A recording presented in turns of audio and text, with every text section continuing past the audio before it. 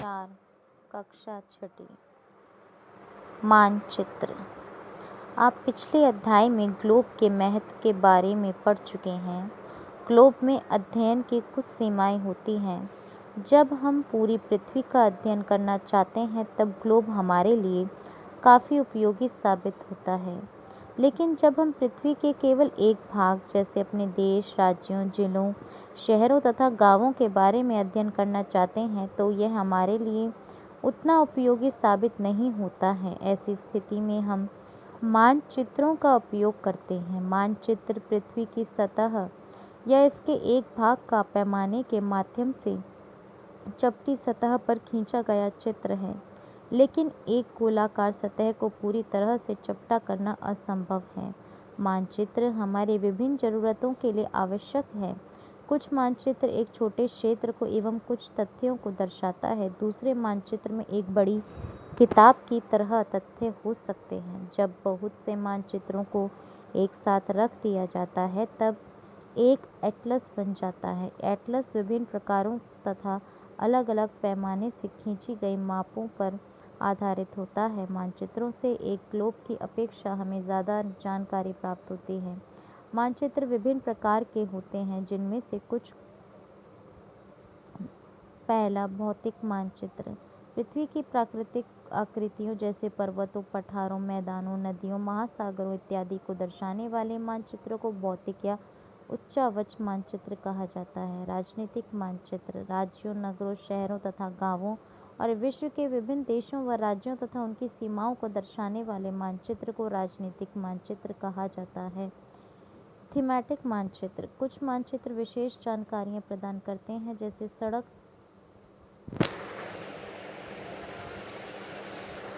सड़क मानचित्र, वर्षा मानचित्र, वन तथा उद्योगों आदि के वितरण दर्शाने वाले मानचित्र इत्यादि।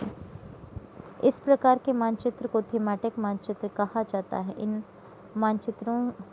मानचित्रों में दी गई सूचना के आधार पर उसका उचित नामकरण किया जाता है। मानचित्र के 3 घटक हैं: दूरी, दिशा और प्रतीक।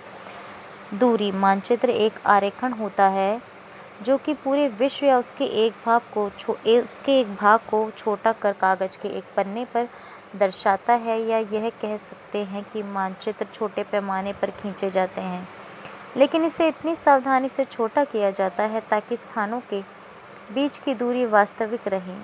यह तभी संभव हो सकता है जब कागज पर एक छोटी दूरी स्थल की बड़ी दूरी को व्यक्त करती हो, इसलिए इस उद्देश्य के लिए एक पैमाना चुना जाता है। पैमाना स्थल पर वास्तविक दूरी तथा मानचित्र पर दिखाई गई दूरी के बीच का अनुपात होता है। उदाहरण के लिए, आपके विद्यालय एवं आपके घर के बीच की दूरी 10 किलोमीटर है, जिसे मानचित्र पर 2 सेंटीमीटर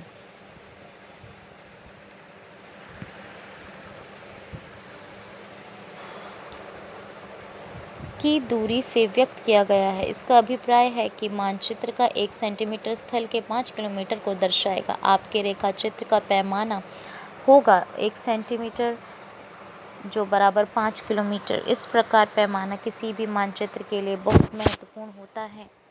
अगर आपको पैमाने की जानकारी है तो आप मानचित्र पर दिए गए किसी भी 2 स्थानों के बीच की दूरी को पता लगा सकते हैं। जब बड़े क्षेत्रफल वाले भागों जैसे महाद्वीपों या देशों को कागज पर दिखाना होता है तब हम लोग छोटे पैमाने का उपयोग करते हैं। उदाहरण के लिए, मानचित्र पर 5 सेंटीमीटर स्थल के 500 किलोमीटर को दर्शाता है। इसको छोटे पैमाने वाला मानचित्र कहते हैं। जब एक छोटे क्षेत्रफल वाले भाग जैसे आपके गांव या शहर को कागज पर दिखाना होता है तब हम बड़े पैमाने का उपयोग करते हैं। जैसे स्थल पर 500 मीटर की दूरी को मानचित्र पर 505 सेंटीमीटर से दर्शाया जाता है। इस प्रकार के मानचित्र को बड़े पैमाने वाला मानचित्र कहते हैं। बड़े पैमाने वाले मानचित्र छोटे पैमाने वाले मानचित्र की अपेक्षा अधिक जानकारी प्रदान करते हैं। दिशा। अधिकतर मानचित्रों में ऊपर दाहिनी तरफ तीर का निशान बना होता है, जिसके ऊपर अक्षर U लिखा होता है। यह तीर का निशान उत्तर दिशा को दर्शाता है। इसे उत्तर रेखा कहा जाता है। जब आप उत्तर के बारे में जानते हैं तब आप दूसरी दिशाओं जैसे पूर्व, पश्चिम तथा दक्षिण के बारे में पता लगा सकते हैं। तो 4 मुख्य दिशाएं हैं: उत्तर, दक्षिण, पूर्व एवं पश्चिम।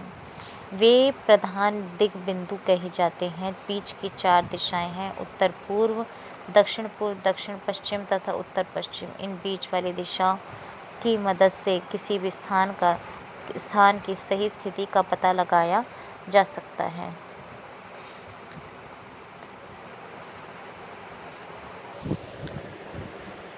हम दिक्सूचक की सहायता से किसी स्थान की दिशा का पता लगा सकते हैं। यह एक यंत्र है जिसकी सहायता से मुख्य दिशाओं का पता लगाया जाता है। इसकी चुंबकीय सुई की दिशा हमेशा उत्तर दक्षिण दिशा में होती है। प्रतीक: यह किसी भी मानचित्र का तीसरा प्रमुख घटक है। किसी भी मानचित्र पर वास्तविक आकार एवं प्रकार में विभिन्न आकृतियों जैसे भवनों, सड़कों, पुलों, वृक्षों, रेल की पटरियों या कुएं को दिखाना संभव नहीं होता है। इसलिए वे निश्चित अक्षरों, छायाओं, रंगों, चित्रों तथा रेखाओं का उपयोग करके दर्शाए जाते हैं। ये प्रतीक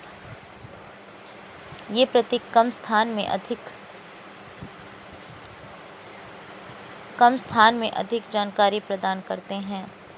इन प्रतीकों के इस्तेमाल के द्वारा मानचित्र को आसानी से खींचा जा सकता है तथा इनका अध्ययन करना आसान होता है। अगर आप एक क्षेत्र की भाषा को नहीं जानते हैं तथा आप किसी से दिशाओं के बारे में नहीं पूछ सकते हैं, तब आप इन चिन्हों की सहायता के द्वारा मानचित्र से जानकारी प्राप्त कर सकते हैं। मानचित्रों की एक विश्वव्यापी भाषा होती है जिसे सभी आसानी से समझ सकते हैं। इन प्रतीकों के उपयोग के संबंध में एक अंतर्राष्ट्रीय सहमति है। ये ऋण प्रतीक कहे जाते हैं। कुछ ऋण प्रतीक विभिन्न रंगों का उपयोग भी इसी उद्देश्य से किया जाता है। उदाहरण के लिए, सामान्यतः नीले रंग का इस्तेमाल जलाशयों, भूरा रंग पर्वतों, पीला रंग पठारों और हरा रंग मैदानों को दर्शाने के लिए किया जाता है। रेखाचित्र एक आरेखन है जो पैमाने पर आधारित न होकर याददाश्त और स्थानीय प्रेक्षण पर आधारित होता है। कभी-कभी किसी क्षेत्र के एक कच्चे आरेखन की आवश्यकता वहां के एक स्थान को दूसरे स्थान के सापेक्ष दिखाने के लिए होती है।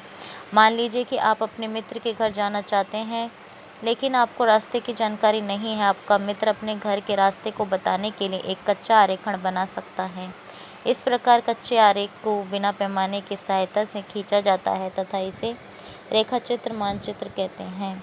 खाका एक छोटे क्षेत्र का बड़े पैमाने पर खींचा गया रेखाचित्र खाका कहा जाता है। एक बड़े पैमाने वाले मानचित्र से हमें बहुत सी जानकारियाँ प्राप्त होती हैं, लेकिन कुछ ऐसी चीज़ें होती हैं जिन्हें हम कभी-कभी जानना चाहते हैं, जैसे किसी कमरे की लंबाई एवं चौड़ाई जिसे मानचित्र में नहीं दिखाया जा सकता है। उस समय हम लोग बड़े पैमाने वाला एक रेखाचित्र खींच सकते हैं जिसे खाका कहा जाता है।